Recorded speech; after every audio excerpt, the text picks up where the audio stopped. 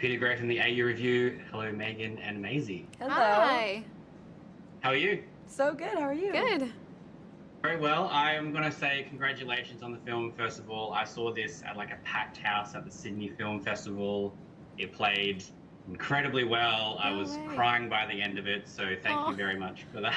Oh my gosh, that's so cool to hear. Thank you. I wanted to ask you first, Megan, about like writing this story, because I know writing can be so cathartic, and I sort of thought, is that something you felt when writing this, that like you sort of get to tackle those questions and those what ifs through your writing? Yeah, like I feel like it selfishly is therapy for me. Like I'm not thinking about as I'm writing that it's ever going to be seen. Truthfully, it feels like my weird it's me figuring out exactly what you're talking about. Like what would I do with if I could go back in time, and grief and loss and motherhood and all these little things kind of come out through these different characters that I'm sort of figuring out about myself or my past. So yeah, it is a very cathartic experience. And although I probably relate more to older Elliott, old Assy as we call her in this film, now at this point in my life, there's a little piece of me and my story in each one of the characters.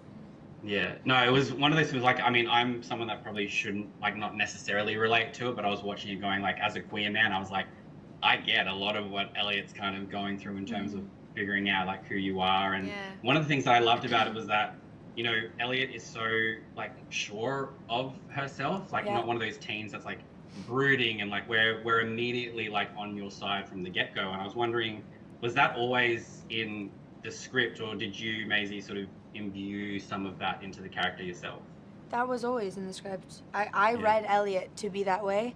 I read Elliott as a very just like a ball of love, and I was so attracted to her because of that, and like literally exactly what you said. I mean, like, I'm so used to all coming of age movies and most movies of, you know, where there's such a stereotype around the younger character. Just most of the time the teenagers are pretty angsty and like brooding and mysterious, and I don't know, I was just so like excited about it. It just felt different and exciting to have a lead character not need that, because I think a lot of times that's the anchor of the movie, is like the lead's darkness or things like that, and I just thought it was really interesting to have it be light instead of darkness, but still having but not feeling shallow. It's still having a lot of depth. I think Elliott like has so much depth to her, and yeah, I think somebody said something to me the other day that was like the ultimate compliment for me. They said there's no mean person in your movie, there's no bad guy, and I was like, oh, thank you, because I feel like I hate that character in movies, and really the enemy in this movie is time. You know, that's really the bad guy, and it's such a joy to just write. I love all of these characters, and they're all really good people. Yeah, for sure. But also allowing them to have faults. I think like Elliott at the start of the movie is like has so many faults. Like she's very selfish and like has, you know. But I think as was I. As you should be at 18. Yeah, like it's an accidental thing and not an intentional hurt ever. Yeah. It's kind of nice to have a movie where like a character named Chad isn't the guy that we hate, because I feel like that name is like always so imbued with that. And obviously as an Australian, it's always great to be like Margot Robbie's lucky chap, like producing this. I just wanted to ask quickly, like, how involved were sort of Margot and Tom in the script and in the production of the film? Very involved, and another Australian executive over there, Bronte Payne at Lucky Chap, who we love and was a huge part of this movie. But yeah, they were amazing. We love our Aussie and British producers. They're incredible.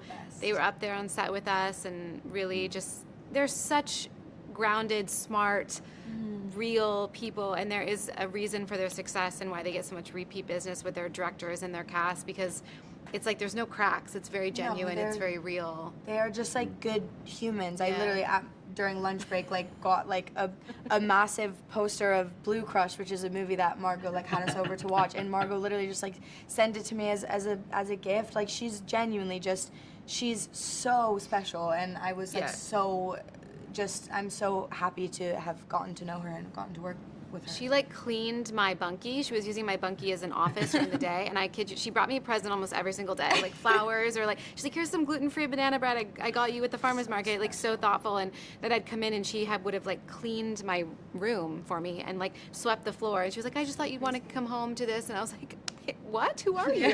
Thank you. Well, I'm gonna take away the fact that all Australians are kind of great. So I was like, so thank you very much for that. Honestly, it's true. But yeah, no. But again, thank you so much for taking the time out. As I said, this film played so well. I was so happy to see this, and as I said, like it was so nice just to get so much emotion out sitting in that theater. So I'm so excited for everyone to see this film. So Thank congratulations you so again. much. Thank you. So nice to meet you. Thank you. Cheers.